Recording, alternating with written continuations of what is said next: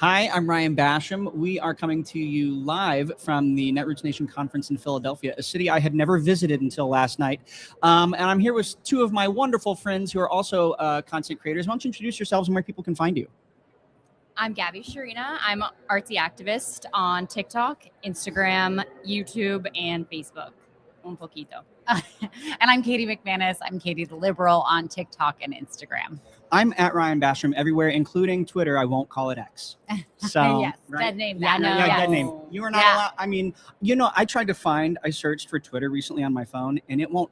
You know how sometimes contextually it'll know what app you're looking for? Right. It will not show you X if you start typing Twitter. Really? It won't. Yeah. I don't do it. I don't like it. That was a deliberate choice on somebody's part. Like that's not an Yeah. accident. Yeah. Yeah. Yeah. So anyway, this conference started today. This Netroots Nation is a conference for advocacy people and organizations, and generally folks who would like to keep our democracy and make sure that everybody, no matter who they are, how they identify, gets to live freely and openly and equitably. Essentially non-sociopaths. Yeah, Very progressive conference. Yeah. Yeah. there Group may of be progressives. Republicans here, but I haven't. No one will admit it, No one will. and they shouldn't. Honestly, No. No. we're not in the era of there are some good Republicans anymore. No longer. No. No. The best case scenario is you are so delusional that it's concerning. Yeah. I think. Mhm. So what has your experience been of this conference so far? I mean, so far, I've taken a nap. No, we got up early. We did. went to a couple sessions. We went and talked to some people in the exhibition hall, and then it was a little overwhelming. So we did go back to our room and decompress a bit. We went to Reading Terminal Market. We went and met up with a bunch of people and grabbed lunch. Then we came back and we're talking to a ton of the people tabling here, all the different Yeah. organizations. Yeah. Yeah. Yeah, Yeah. it's been really nice, honestly. This is all new to me. So I don't know Oh, any yeah? of these companies. I don't know if you guys have heard of so new. So it's been nice to meet new people, but also find out about new companies we can be involved with. Because I feel Yeah. like there's not a lot. We have such Yeah. like a small lane of companies that want to be involved with us as creators. Totally. Yeah, I feel like I've been to San Diego Comic-Con many times, and this is like, if that's like the cluster of like, everybody's on top of each other in New York City, this is like hanging out in Portland, Maine. Like, it's super chill. There's so much space. You don't ever have to be, less than 6 feet from other people if you don't want to. And yeah, I've seen a lot of organizations and such that I had never heard of before, but I've also seen names that was like, oh yes, I have seen that logo before. Mm-hmm. And I had no idea what they did, but now that I can read the rest of their signage, I Yeah. know what they're Yeah. doing. Exactly. Well, and the other cool thing about this is that I'm meeting you guys for the first time. We've been friends since January. And so Mhm. and a bunch of other content creators. And here we are in the flesh, and you Yeah. have bodies. You're not just like Yeah. a flat 2D, face Do we on all a look screen. like what you would think?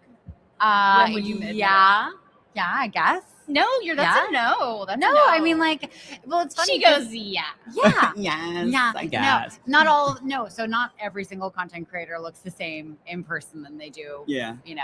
on the I thought screen. you were gonna be a lot shorter. Like Yeah. I thought she was gonna be like 5'2". I can see that. You know, Really? like it's like Yeah. something about her personality just gives. Yeah, you 5'2". do give small but mighty, like Kristen Yeah. Chenoweth. Oh, okay. Yeah. I won't be offended at that. And then she was like, "I'm 5'7" on the phone the other day, and I was I'm like, 5'6". "Oh, 5'6". Okay, well. Yeah. So I was shocked. That was a shock. I'm not a man on a dating app. Thank you very much. I'm not going to lie about No, my lie by your height. height. No, Jesus. That's hilarious. Women also lie on dating apps. I infer from what women have told me. I don't date women.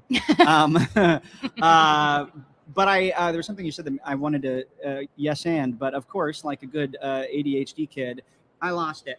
Talking about what everybody looks like in real life. I just feel like every time I've ever met someone I first saw on a screen, there's always been like a 5 to 10% uncanny valley between what I have in my mind as what they look like and what they actually look like in Mhm. person. Tim Fullerton, who is of our gaggle of people, I had already met him. I knew him from years ago. We both worked at WeWork at the same time, and I sought him out because I knew he was an Obama alum, and so I've made him stay in touch with me over the years. And I met him for the first time at an event in the fall in LA for Act Blue, and he and I had applied for the fellowship they're all now in, which we'll get to. And I just mentioned to him that I had applied for it, and he was in the first cohort of it. That's And he said, crazy. let me, let them, you're good people or whatever. I have no idea what he did or if it mattered. But I'd like to think, oh, excuse me, I'm going to spit a lot. I would like to think She's like, gross. that listen, it's downhill from here. I'd like to think that, he helped me get into this group of people that have been transformative for me. in Or you're terms of- just good enough. That too. Oh, thanks. Mom, I, Seriously. I as a gay kid who was loud and grew up in a small town in the South, I was so deeply conditioned to believe that I was not good enough, that I wasn't allowed. I still enter spaces where I feel like I'm an inherent risk or danger, if not socially, then physically. And when The Handmaid's Tale came out on Hulu, most people, when they talk about The Handmaid's Tale, they talk about what happened to women in that situation, which is all awful. But very early in the series, they also show you what happened to other groups of people, like Muslims and LGBTQ people. And the scene that sticks with me, that will always stick with me, is there's a professor at this university, and one of the main characters is, it's a flashback sequence of events. She's talking to him, and then the next day he's hanging in the quad. Oh, I You remember know what I'm talking that. about? Yeah. And like that is for me within the realm of possibility somewhere in here. Yeah. So thank you for letting me know that I'm enough. I feel like that's like the full pendulum swing from over here, Yeah. And I think about that not just for myself, but for other people who exist in this world who no one can know the adversities that a person faces based on their identity are, except the people living it. Mhm. So I try to listen and assume valid and give grace to what everybody says they've experienced, because how could I possibly know Right. otherwise, Well, right? Yeah, a lot of people don't do that. Yeah, Like, it right. seems very like this should be obvious, but I Yeah. feel like the biggest problem with everybody today is people just don't want to own that. Like, maybe you don't know, just because you think you're not X doesn't mean Yeah. you're not being X, because you're not that person or whatever it is. So like Yeah. the ability to look at yourself in the mirror, but also to that point, you have to train yourself to know. Like, it's almost like we're reverse training you to be like, but you Yeah. are good enough because you're so trained that you're not. Yeah. And Right. it's so sad. Those formative memories, while your brain is still actively forming, those are become some of the most deeply entrenched neural pathways. Yeah. They can be counter-programmed, but it's a lifetime of effort. Right. And most people don't make that effort. And there are lots of like lizard brain reasons why. And they're understandable, because mammals are mammals, and Mhm. change is hard. But I think those of us who are capable of it have the responsibility of dragging the rest of the species along. You know what I mean? Yeah, Hell 100%. Yes. Yeah. I talk about transferred trauma sometimes. Yeah. And I used to live here in Philadelphia, and Oh. I used to walk my dog, through my little neighborhood, and she loved going into the local Walgreens, because they would, the employees would track her down and give her a treat, whatever aisle we were in. And she was obsessed with it. And so I was in there one day, and I think I had to get like a birthday card for someone. And there was this little old white woman who came up to me, and she was like, "Oh my God, my best friend's dog just died of old age, blah, blah, blah." She's like, "Can I give your dog a treat?" and all this stuff. And I'm like, "Oh, like," and here I am, like getting like privileged white lady transferred trauma, Yeah, right? yeah, And I'm in yeah. line, and there's a black man ahead of me buying whatever he's buying, and the person running the cash register is a black woman, and he, says to her, "Did you hear about the black man that got shot by the police?" And here I am having like, Yeah. "Oh, dog died of old age." Yeah. Right? And this poor woman who is just sitting there trying to just do work and live her life, it has just been like handed this transferred trauma Yeah. that like, oh God, like that could happen to anyone. Yeah. And it's like, a lot of white people, they don't know anyone who has had that experience. Yeah. They have never had a moment where they're out and about in their day and they hear about this. Mm. Yeah. I would And- feel like a lot of them do and just are like, I don't know. I don't know. I think we I take mean- for granted how few people are actually interacting with people who think and believe differently than them. Right. right. Right. Because like if I took everybody I have ever met, Mhm. and then everybody that they have ever met, and then everybody that they have ever met, Right. that would still be a drop of water in the ocean Right. of Americans even.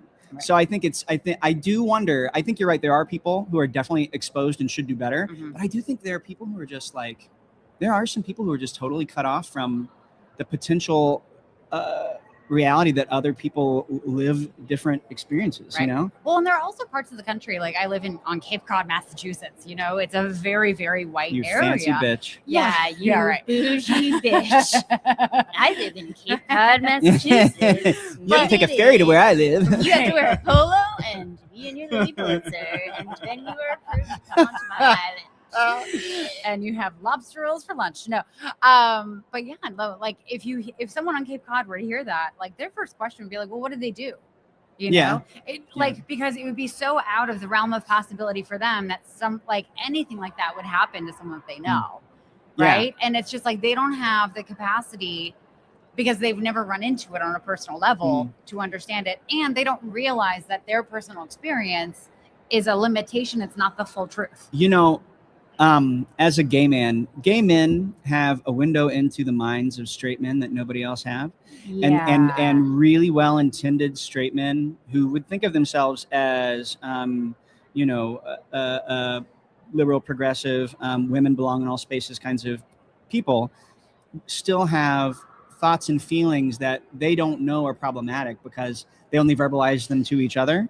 And but with a gay man in the room, someone who can pass for straight gay man anyway, they will say those things, and I'm comfortable saying, listen, we got to talk about what you just said or whatever, but not everybody is. But like there's a whole little bubble that straight men live in that is like this, it's this echo chamber of recycling each other's stuff and validating each other's stuff. Yes.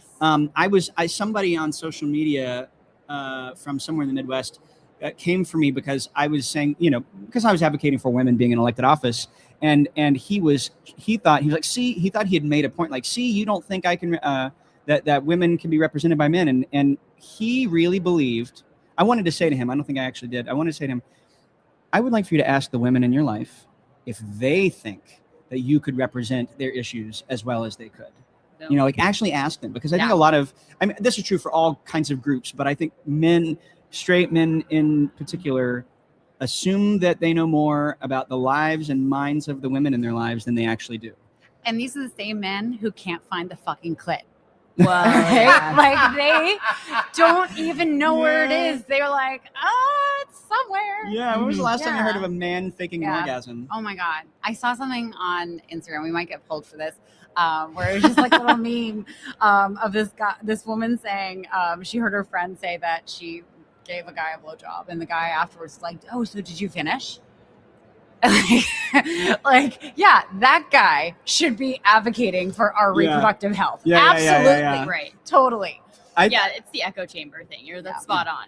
You're sitting here, and they're regurgitating things to a bunch of white men that are going to just say the same, or white women that are going to be like, then like, right, we're just as bad. Well, a lot of what activists of any minority or disadvantaged group put the onus on the others to fix those issues, right? Like women put the onus on men to make each other better, for instance, and queer people put the onus on straight people to make each other better.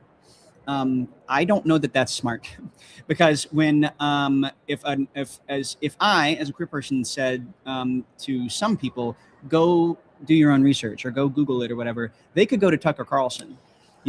I think it's unrealistic to expect that straight men are going to fix their own echo chamber. Yeah.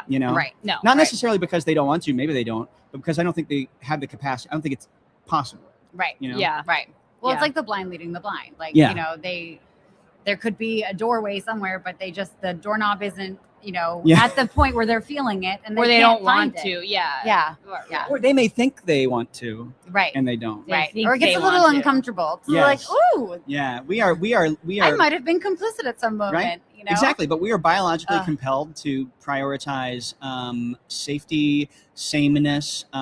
We are specifically built to avoid being othered in any way. Well, that's the problem with, I feel like, half of all of our issues is like, why can't you just say, like, none of us are fucking perfect, especially as allies to a gay man. Like, I'm not a gay man, so like, I don't know, and I should be able to sit here and be like, oh shit, like, sorry if this wasn't like the best I could have shown up for you. Mm. Doesn't matter what my fucking intention was. And I have had arguments with people who are liberals in my comments that are like, oh, well, this actually wasn't racist. I'm like, you are white commenting me this. Like, are you fucking kidding me? Yeah. Like, in what world are you going to actually be like, you know what, maybe just because I don't think I am, you know, there's that, like, where they're just so afraid. Yeah, I think Closer. I think we have to be able to talk about people in the majority. We got a friend coming by who's gonna you can come behind the glass and do like the Today Show and make faces and you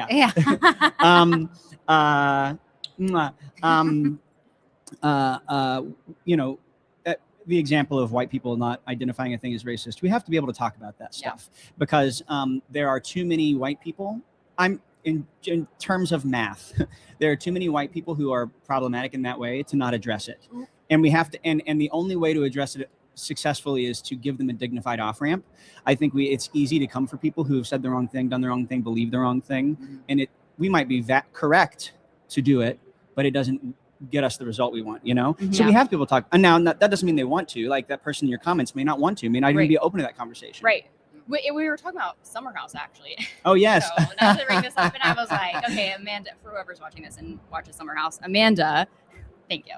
Amanda, she is a white woman. I'm like, this is why people hate white women. How many white women are out there like, well, why are we always targeted? I'm like, this is such a good example because the episode before Sierra had talked about what it's like to be a black woman. Anyway, I digress. I've definitely seen the show and know who you're talking about. It's very important. And I said that on my comments, and all these women who think they're liberals are like, actually, that has nothing to do with it. I'm like, shut the fuck up. Yeah. When are we? I'm sorry with the mic. I'm like, when are you? Yeah. I just like, you know, part of that, not to excuse the behavior, but part of that is because I think we are psychologically, we want the comfort of knowing how it is. Yes. And to surrender that feels like that makes our lizard brains go crazy. Right. And so we'll defend it thinking we're doing the right thing, not realizing that we are defending the wrong thing. You know what I mean? 100%. Well, we also, I mean, like there's a reason why they call them dog whistles, right? Like when I use a dog whistle with my actual dog, I can't, like I can hear a little bit, but I can't hear the thing that she's like, oh, I hate that. What are you doing? You know, what are the boots that everyone wears? Like the punk kids, you know. Kids these days wear boots. No, back in my day, we didn't even have shoes. They're like the black ones that have the lace. I don't know, but apparently this the shoe manufacturer, they refuse. Doc Martens? Doc Martens, thank you. They refuse. No, so the laces, all the colors of the laces correlate with like if you're queer, if you are you know, any other group, like there's a color lace that you want to use. They refuse to manufacture white laces because white supremacists have started. That is their that is their dog whistle for like to communicate, hey, I'm one of you guys. I kind of want them to do that though. Right, but I want to know who they are. Yeah, totally. But I mean, this is the point. Most people would look at it and be like, okay, those are Doc Martens with white laces. Yeah. Like they would not know. It'd be too completely over not their now. head, right? Viewers. Right. Not but now. like, you know, if you are someone who is targeted by white supremacists, you're going to learn really quickly to identify that. Yeah. Right. Yeah. Although I kind of feel bad for the kid who meant well, had no idea what it meant. He's like, I just put on my shoelaces and then, you know. Yeah, I just right. wear these because they look good with my outfit. Right. Oh God. How many people are going to do that? Oh, we are a mess. If as a you're species. listening, do not wear white laces on your Doc Martens. Yeah. Please I and thank am aware of Doc Martens and have never worn them. Me neither. You know what? Why don't we do a quick recap for those of you who have joined us since we started? I'm Ryan Basham at Ryan Basham everywhere. We are content creators coming to you from the Netroots Nation Conference in Philly. Why don't you reintroduce yourselves to the folks? Yes, and I'm Katie McManus, Katie the Liberal on Instagram and TikTok. I talk a lot about everything that is fucked up with the administration right now, and I encourage folks to run for office, especially women and young folks. And I'm Gabby Sharina. I'm artsy activist on Instagram and TikTok, YouTube, Facebook a little bit. And I'm from Florida, so I talk about a lot of Florida shit. I'm on all the platforms, but people only see my stuff on like one of the platforms. You know what I mean? What platform? Instagram is my main, and then I'm trying to grow Facebook because they're so interconnected. But I have 162 subscribers on YouTube. So Oh, I think I'm around I have like 149. So you have me beat. wow, I Yeah. finally feel validated today. Yeah. It's pretty good. You are enough. And you You have guys. 11 more followers than I do. good. Listen, we'll clip this video and put it on my YouTube and make sure my additional 6 come to you. Oh, Yeah. great. Wonderful. Thank you very much. That's Of super course. Thank you. nice. Yes. Yes. Sharing yes. is caring. Right? Exactly. Mhm. Exactly. Wow. So we were talking about humans humaning and the way that different groups of people are with each other. And I, as we've been talking about marginalized groups of every kind and the people in the majority and the way they all behave, and we do a really good job of dividing ourselves. I think it's easy for especially liberals and progressives can get into a room and have a fight to like a race to the bottom on who has it worse. And and not that what people experience is invalid, but the thing is, mathematically, if you take every religious, ethnic, and gender, sexual orientation, identity, and put us all together, we barely make 50% of the country. Right. So we don't really have the luxury of correcting each other as much as we do working together. Right. We should be working together to be better. Mhm. I'm not saying we shouldn't, but but it shouldn't be at the expense of working together regardless. Plenty of people don't like each other or piss each other off or don't respect each other within our collective progressive movement. That's fine, but we still have to show up at the Right. same line at the same time. Right. Right. Well, and especially right now, like the stakes are so much higher Yeah. for everyone. Yeah.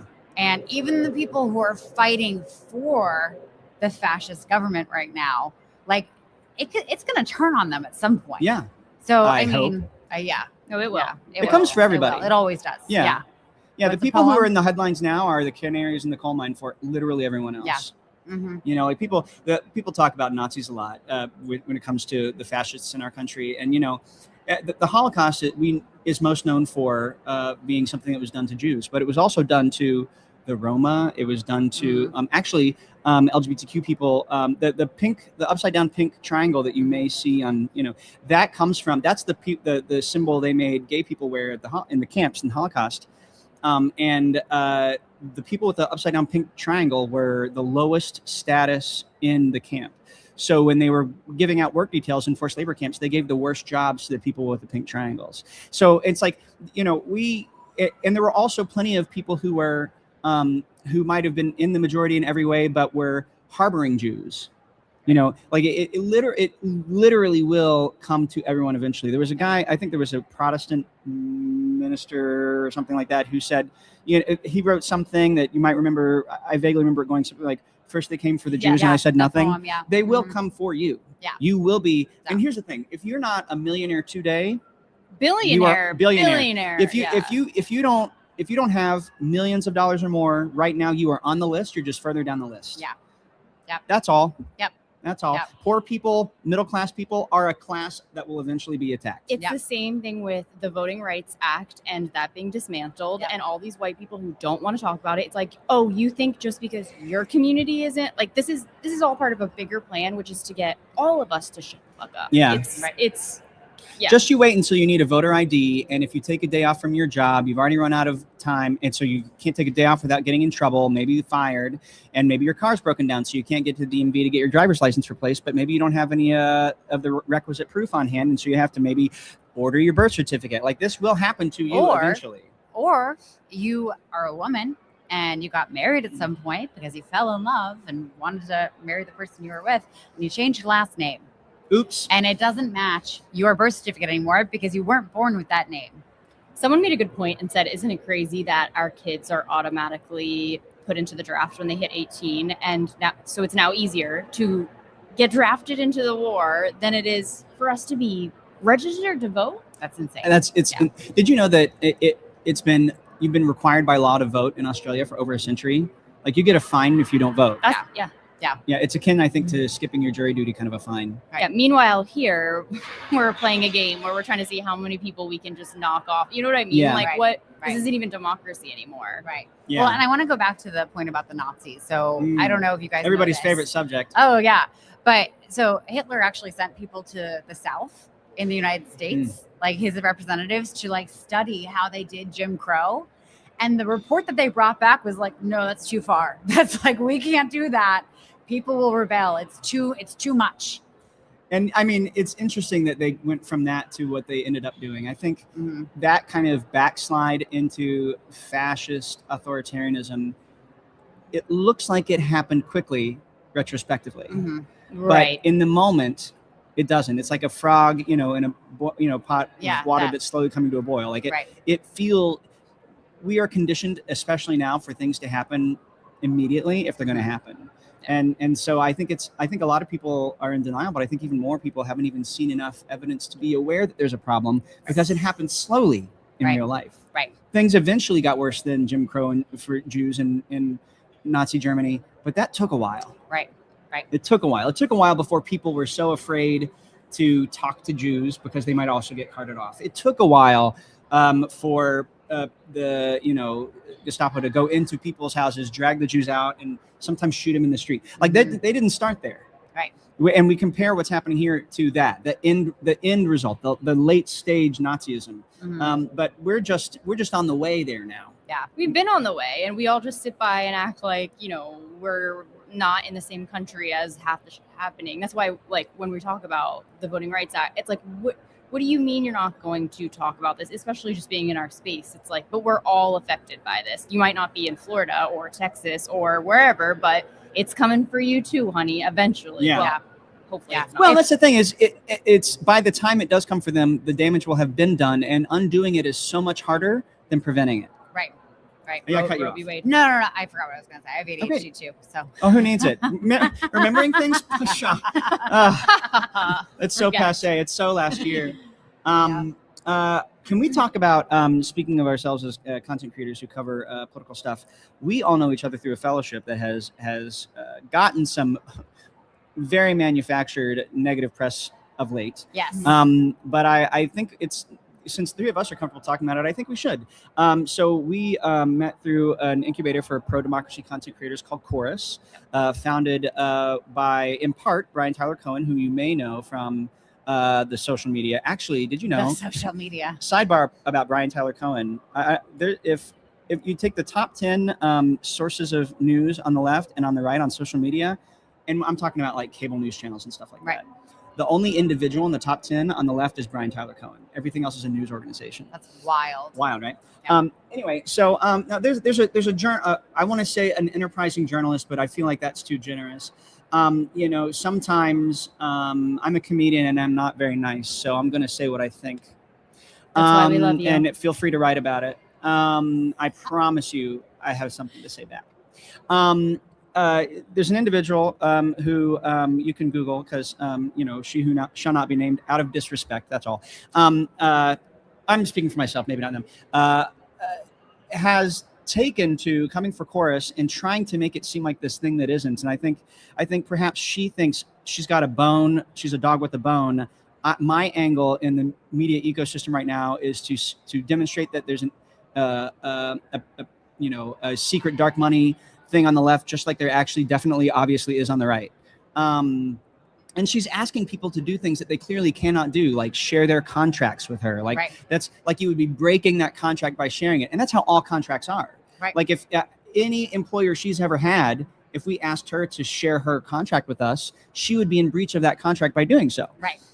But she's tried to make that out as a sign of something bad. Among other things, she's tried to make as an indication of something bad. So can you all just talk about what your experience has actually been like in Chorus, what you've gotten out of it, anything that might be directly or indirectly relevant to what Chorus has been accused of? Just what are your experiences been?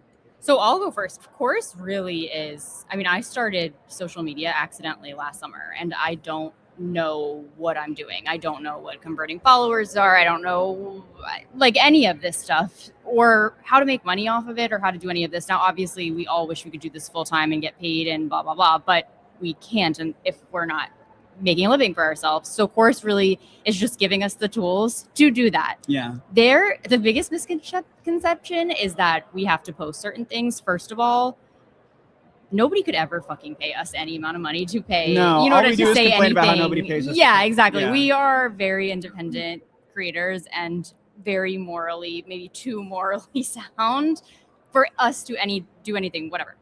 But also, we could not post anything from the day we started Chorus to the day we are done, and we would not get in trouble. There are We would. It would. there are We so would many. still get our As payment. long as we Yeah. are dedicating Yeah. ourselves to learning, which is Yeah. what that is it. It's As a long as we fellowship. show up to the trainings, there isn't even homework.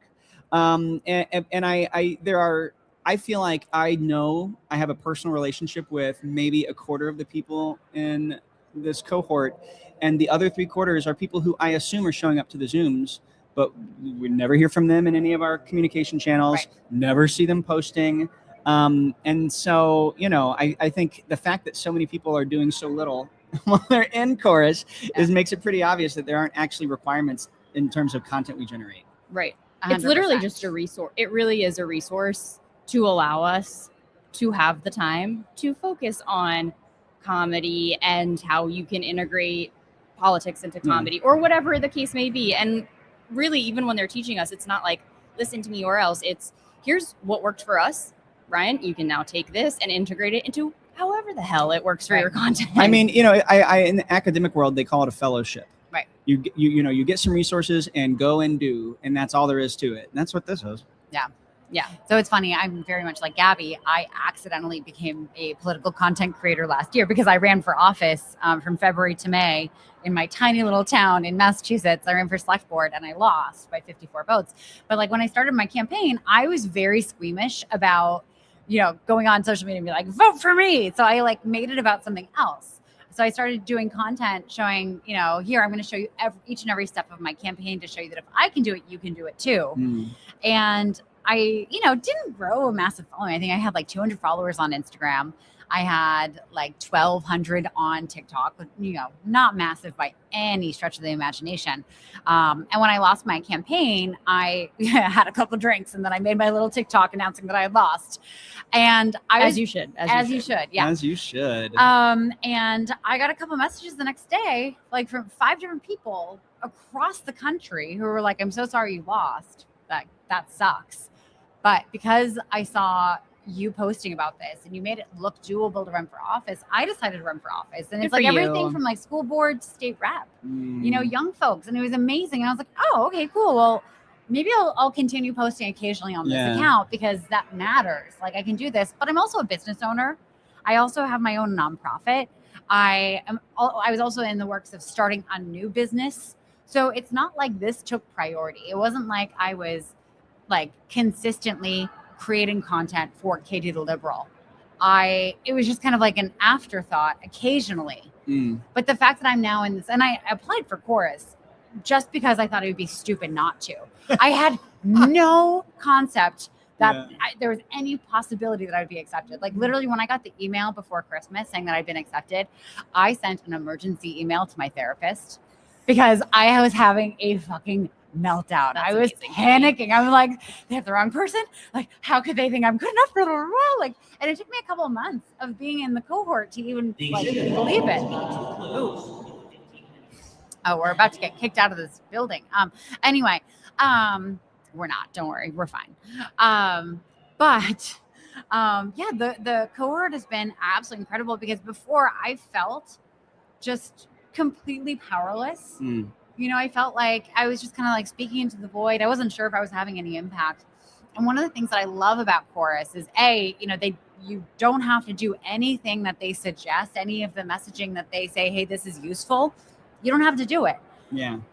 But they also are able to track and see how much reach we're all getting with our messaging. They're able to see, like when we talk about ICE as a collective, how many millions of people we are actually reaching across multiple platforms.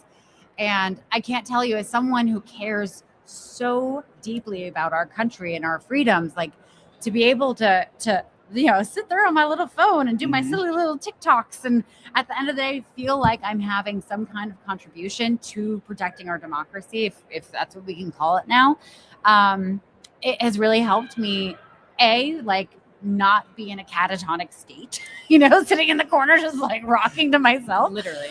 And not take too many edibles, so I just zone out. There's a healthy balance. You got to find the healthy balance. You got to find the healthy balance. But But yeah, no, it's been an amazing thing. And it's really, I mean, the community has been the best part, really. You know, I mean, sure, the trainings are helpful. And, you know, the daily message briefings that we have are incredible because you can really like keep up to date on, you know, what's going on in the world and what's the thing that is having an impact if we talk about it together. But, you know, it's really the people like, you know, being able to turn to you and be like, I'm freaking out. I don't know what to do. And have you even just say, I'm freaking out too. I also don't know what to do. And it's like, oh God, I'm not alone. Okay, thank goodness. Well, I mean, I think Chorus generally is, you know, people who pay attention know that there's a massive ecosystem of funded content creators on the right. Right. Who flood the zone. And that's why a lot of people, low information voters is what we used to call them, but people generally vote the way they do, believe the things they believe. And Chorus is an attempt to answer that in an ethical way. There's no unaccredited university that is just paying full-time content creators to put out, you know, Republican slop, and that's an actual thing. There's an unaccredited, very well-funded university in a southern state that does that. This is not that, and those briefings that we get are like a roundup of what we should know is happening. Right. But it's not some kind of secret cabal situation. The DNC actually has a Signal, I think, channel for daily briefs and another one for news clips. Actually, I follow those things and get more information there. Right. Like there's nothing untoward about it. But for me personally, you know, I moved to LA when I was 20 to be the next Brad Pitt, and that did not happen. And not yet. Well, I don't know if I want to be Brad Pitt now. No. Yeah. Things turned out fine. And so I had this kind of circuitous route. I was a producer. I was a talent manager. I became a career coach first for actors and then for all kinds of people. And I, all the while, you know, and also had a media background anyway. My mom owned a tiny little marketing PR firm in East Tennessee. And so I learned how to write a press release before I learned how to drive. So I've always been a media person, and I was raised on cable news by her. So my adult life, I have been trying to find, you know, how do I make a living and an impact with the skills that I have? You know, I'm articulate and funny, and these things are great, but how do they make money? Right. And Chorus has been, you know, I knew broadly some content creators make a living, but I didn't really have a sense of how that actually applied to me and what I bring to the table, like I have now. Right. And I think, and there's so many kinds of resources that have contributed to that. Some of it is, you know, I knew that there were certain topics that you needed to know about every social media platform in general. I knew that analytics was a thing. I knew that, you know, I knew that the length of videos mattered for each platform, and it was probably different for each. But those are just vague awarenesses. Right. The details of the things that they teach us are instrumental, monumental, life-changing. Right. And that's why I'm glad I'm in it. Why I'm going to be an advocate for it for life. Right. And I wish I could do it twice. Right. Same. It is absolutely just a pleasure of a life, especially in such a tumultuous, terrible time in our history. Like it's at least nice. And I don't even want to say nice, but like something about it balances your nervous system when you can talk to or have like-minded people that are going through the same things, that get the same comments, that get the same things in their DMs, that have the same thing where their family's not speaking to them because of things they're posting or whatever the case is. There's something very communal and comforting about that too. Yeah. So and go ahead. Oh, I will also say, you know, there's something that my spirit gets fed by the unhinged shit that we talk about that has nothing to do with the trainings in the Zoom chat. While we're doing these trainings, like, you know, it's like you're actually making work friends. And when you work from home and you're just sitting there doing your silly little TikToks, you're all alone. Yeah. You know, you're in this little echo chamber of your own head. And it's so nice to just have access to other human beings because we are social creatures. We are pack animals, for lack of a better term. Yeah. You know, we need community. And there's such a mind fuck about being home alone, having a conversation with an infinite number of people who aren't here with you. Like that's it's like I get. I mean, I feel every single time I use, I go y'all or something like that. And, excuse me. I'm referring to all the people who could be watching. Right. But it feels weird to say. Right. You know, and it has yet to stop feeling weird. I don't know. I generally know that the things, my point of view, and the things I find interesting and stuff like that, and the things happening in my life are interesting to somebody, I guess. Right. But it's a whole different thing to go. You know, if I contentify every little part of my life, it might be sellable.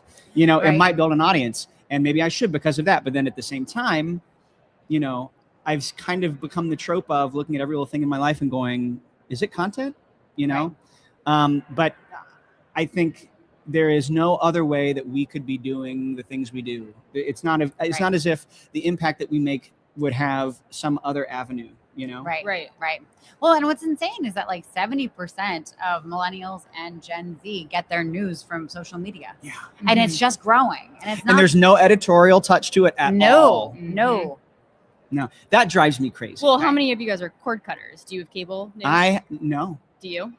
I mean, I do, but I don't. No. But I don't watch it because I don't know how to access it on my TV. I don't know how to use technology. I lied. I have my roommate's older brother is one of those, you know, kids in a white picket fence family fathers, and so he pays for the most expensive version of his cable package, and gave us his login. So we get cable news when we want it. You know, so like on election night, we want to watch. Like on Tuesday, I was home watching Steve Kornacki on NBC, because I could. Right. You know. Right. But generally, no. In fact, I also, not only am I a cord cutter, I don't remember the last time I called someone and they answered on a landline. Oh no. Right. Katie knocked over the landline in our hotel room and she goes, "What the fuck is this?" We heard like the ringtone. You heard it. I didn't even hear literally it. like, "Katie, I think you knocked the landline phone." No, but you said phone, and I thought you meant my cell phone. I was like, no, it's right there. It's fine. Have you seen Hacks? Yes. The most recent season there? I haven't seen the most recent season. Well, I'm not giving anything away. They're in a hotel, and Gene Smart's character wants to order some room service, but can't find the phone. And Hannah Einbinder's character is like, "Oh no, you do it on your phone." And like, so I can't call on the phone, and I can't call on my phone. I have to do an app on my phone. Like this whole little bit about her trying to figure out how to order room service in a universe where landlines are no longer a thing. Right. Yeah, I love that. Did you see there was this TikTok by this teenage girl who was babysitting, and she was, at this house with this toddler, and she had to go and pick up one kid from practice, another kid from school, and she's, like can't find her cell phone, and like one kid, their phone's dead, all this stuff, and there's just like this complete meltdown of communication. And she gets into her car after this really awful babysitting shift, and she's like, "I just have this great idea. There should be a phone that just stays inside the house. And it should even like be tethered to a place inside the house." And she's just there thinking she has thought up the most brilliant idea possible. Oh my God. And I felt like sweet child, That's sweet summer amazing. child. Like the Aw. comments just turned on her. They were like, that's literally where cell phones came from. That's so cute. I know. Let's do a reset again for folks who haven't just joined us since the last time we did this. I'm Ryan Basham at Ryan Basham on all the socials, but Instagram is where I live. We're here at the Netroots Nation Conference, which is in Philadelphia this year, and here are my friends. I'm Gabby. I'm the artsy activist on everything Instagram, mostly TikTok, YouTube-ish. Yeah. And I'm Katie McManus, Katie the Liberal on Instagram and TikTok. Look at us on our preferred platforms. I don't know if Instagram is my preferred so much as it is where people follow me. Yeah, it's where you're famous. No. Yeah. It's the thing. It's the place to be, kids. Social media is so weird though, because like the social media platform kind of chooses you. Yes. Like you can be on every single social media platform and you can post consistently everywhere. Mhm. And like you have no control around where you pop off. That's true. Right? Yeah. I posted a wild. video on Instagram, and I have my Instagram auto post to Facebook, and so between the Instagram numbers and then Facebook, where something political is, if something political pops, it pops. Yeah. So that video got like 500,000 views or something insane, and 7 on TikTok. Right. Yep. Mhm. What? That adds up. Yeah, I started on TikTok and I had like 25,000 followers last November. Started my Instagram in August and I'm already way past. I'm at 27,000 followers on TikTok. I haven't gained more than that. Like just stayed fully since like the switchover happened. Right. Fully, and have gained 35,000 or 39,000 on Instagram. Right. Wild. Right. In 6 months, 7 months, 8 Right. months. You know So- what? I'm jealous because I've only been losing lately because of the bot purges. I haven't had a Oh. growth in a minute. Yeah. So I'm a little insecure about it. Anyway, what were you gonna say? No, I was gonna say, Instagram. I always heard it was so hard to grow on Instagram, but like I started in January with 200 followers, and now I'm at like over 13,000. And TikTok, I started with 1,200, and now I'm at 6,000. So it's like, okay, Mm. yeah. Anyway, we're getting the wrap it Yeah, up. we're getting the wrap it up. So yeah, they really so- want us out of here. I know. I look. I get it. You don't like me. It's We swear- fine. we swear it's too fine. much. Yeah, that honestly. Let's wrap up with one quick takeaway from the conference so far from each of us. I think community is really everything, and not to take away from the breakouts, because there's amazing breakouts, but community really, like, it goes just beyond just us three and beyond just making a connection at a booth. It is everything, and it really is what gets us through the hard times. I'm not even going to say keep us sane, because I'm not sane, but like, it just Who gets needs us to be day to day. sane? So Yeah. community and being here with people, like the like-minded people, the physicalness, like, Mm. hi. Yeah, I will say, it's really beautiful to see, the factory kind of broken down in two parts, Mm. right? Because I think it's so easy if you're someone who cares to get overwhelmed because there's so much to care about, right? And coming to a thing like this where, you have someone here who's like doing like one specific software that serves one little purpose to serve, labor unions. Like, okay, cool. Like that might not feel like it's fixing all the problems, but it's fixing one part that makes the labor unions better able to fight their good fight. Yeah. Right. And so it's just such a great reminder to really pick a lane, like pick the thing that you're going to do, pick the shit that you're going to care about, and just do that. I dig that. The thing that that just strikes me is, and this has been true for a long time at many political things. People think that generally people think that political people are gross, conniving, scheming, self-serving, whatever people. But if you think that, come to Netroots. People, at least on the left, I've never been to a conference on the right, are generally kind, generous, often modest, sometimes insecure, and Most of are the here time. because Yeah. and normal looking. We're all just average people, but we care about something and we're doing something about it. That's the only difference. And if you find yourself feeling bitter and jaded about politicos, give us another try. We get to wrap up. We'll give you our names and handles once again, and then we'll sign off. I'm Ryan Basham, at Ryan Basham on all the platforms. I'm Katie McManus, at Katie the Liberal on all platforms. And I'm Gabby Torsha. I am artsy activist on everything. Thanks for joining us, and have a wonderful Thursday evening. Guys, I almost forgot.